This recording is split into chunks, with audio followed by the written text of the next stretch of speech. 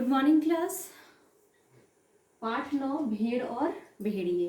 तो हम लोग पहले वीडियो में देख चुके हैं कि किस तरह से भेड़िए जो थे वे अल्पसंख्यक थे, कम थे और वे चिंतित हो गए आने वाले चुनाव को लेकर के। और उनको जो है एक इस समस्या का समाधान के लिए उनका जो चापलूसी करने वाला सियार था वह बोला कि अगले दिन जो है मैं समस्या का समाधान को लेकर के आऊँगा।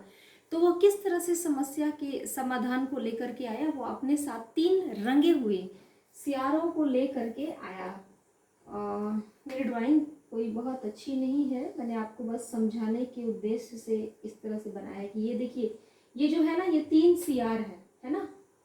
तो ये जो सियार है ये हुआ हुआ करते हैं और ये हुआ हुआ करते हैं, ठीक है। और ये हुआ हुआ करते हैं और किस तरह से ये भेड़िए के लिए मददगार साबित हुए। इस कहानी में हरिशंकर परसाई जी ने हमें सियार के माध्यम से, सियार जो है वो बहुत ही धूर्त और चालाक जानवर का प्रतीक होता है, तो सियार के माध्यम से वह कैसे लोकतांत्रिक जो चुनाव होते हैं उनके ऊपर उन्होंने प्रश्न चिन्ह लगाया है। वह जो सियार था वो 3 अन्य सियारों को अपने साथ लेकर के आया। एक जो ये सियार देख रहे हैं आप, यह देख रहे हैं और यह देख रहे हैं, ये 3 सियार हैं। पहला वाला जो सियार था वह पीले रंग का था। किस रंग का? पीले रंग का। तो उन्होंने बताया, सियार ने भेड़िए को बताया कि ये जो पीला वाला सियार है यह विद्वान है, विचारक है, कवि है और लेखक है। यानी कि उसकी जो विचार है, उसके जो विचार हैं उसको वह प्रचार करेगा, अपनी विद्वता का वह इस्तेमाल करेगा इस भेड़िए को जिताने के लिए, ठीक है। ये जो दूसरा सियार है यह नीले रंग का सियार है और यह नेता भी है और पत्रकार भी है। नेता है इसका मतलब छोटा मोटा नेता है, इसका मतलब कि वह लोगों को संबोधन करना जानता है, भीड़ इकट्ठी करके अपनी बात रखना जानता है। और पत्रकार भी है, यानी कि जो भी काम है, यदि छोटा सा भी काम है तो उसको बड़ा करके उसका प्रचार करना जानता है।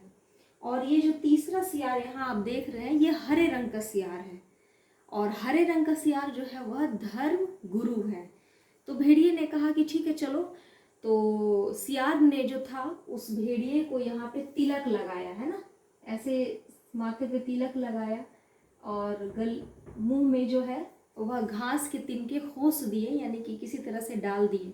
भेड़िया अपनी इच्छा से तिनके तो नहीं खाएगा घास के, तो उसके मुंह में तिनके खोस दिए और उसे भेड़ों के समूह के पास लेके चला गया। भेड़ जब देखी कि भेड़िया भी चला आ रहा है और ये रंगे हुए कौन से प्राणी आ रहे हैं, तो उन लोगों में थोड़ा सा लगा, लेकिन सियार जो है वो आगे बढ़ करके बोला कि रुको रुको भाइयों, कहीं जाओ मत। अब ये जो भेड़िया है यह संत हो गया है। पिछले 7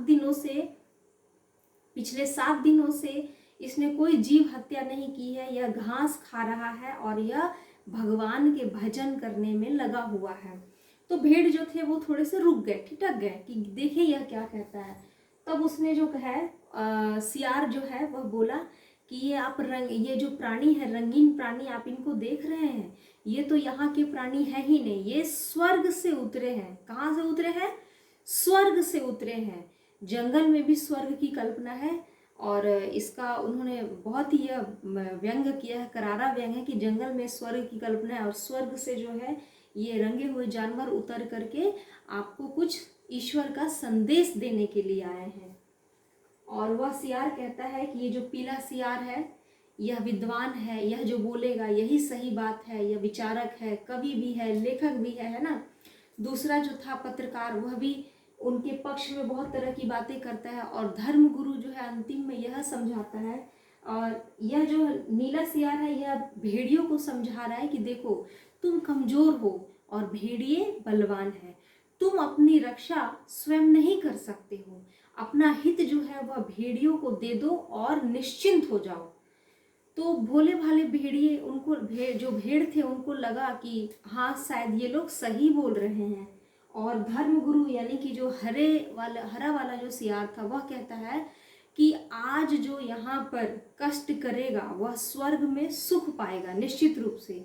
जो यहाँ पर वोट देगा, जो यहाँ राजा बनाएगा, वो वहाँ पे स्वयं राजा बनेगा। अब ये जो सीधे साधे भेड़ है ना, ये जो भेड़ है ये जो है बिल्कुल इनकी बातों में, इनके प्रभाव में आ जाते हैं, और जब चुनाव का परिणाम होता है तो वह देखते हैं कि यही भेड़िए जिनकी संख्या 10% थी मात्र, ये कैसे चुनाव के बल पर के चुनाव प्रचार, ये जो सारा आप देख रहे हैं इसे कहते हैं चुनाव प्रचार। इस चुनाव प्रचार के द्वारा जो है वे चुनाव जीत जाते हैं, और जो कानून बनता है वह यह कानून बनता है कि हर एक भेड़िए के लिए नाश्ते में, यानी कि सुबह सुबह जो खाया जाता है ना, भेड़ का बच्चा दिया जाए, छोटी भेड़, ठीक है। और दोपहर के भोजन में एक पूरी भेड़, और रात के खाने में, चूंकि रात में स्वास्थ्य की दृष्टि से कम भोजन करना चाहिए, तो आधी भेड़ जो है वह दे दी जाए। तो ये कानून बनता है। अब इन्होंने क्या चाहा था कि कानून ऐसा बने कि कोई भी जीवधारी किसी जीवधारी को तंग ना करे, सताए नहीं, मारे नहीं, और सब लोग शांति से भाईचारे से रहें। लेकिन ये जीत गए, और उन्होंने क्या कानून बना दिया कि नाश्ते में भेड़ का बच्चा, दोपहर के खाने में एक पूरी भेड़, और रात के खाने में आधी भेड़ दे दी जाए। तो कहने का मतलब है कि इन्होंने क्या सोचा था और हो क्या गया, और ये सब क्यों हुआ, सिर्फ इस वजह से ये जो चुनाव का जो प्रचार होता है। तो हरिशंकर परसाई जी यहाँ पर यह एक बहुत बड़ा संदेश दे रहे हैं कि लोकतांत्रिक व्यवस्था में यदि आप हम सब जी रहे हैं, जो लोग भी रह रहे हैं, किन देशों में जो है लोकतांत्रिक व्यवस्था है, उन देशों की चुनाव प्रक्रिया, चुनाव प्रणाली बहुत महत्वपूर्ण होती है। चुनाव में जो प्रचार होते हैं, उसी के चुनाव प्रचार जो होते हैं, बहुत तरह से चुनाव प्रचार होते हैं, तो उससे किस तरह से जनता जो है, भोली भाली जनता, यानी कि ये भेड़ प्रभावित होते हैं, और किस तरह से अपना हित स्वयं जाकर के वो स्वयं चुन लेते हैं ऐसे भेड़ियों को।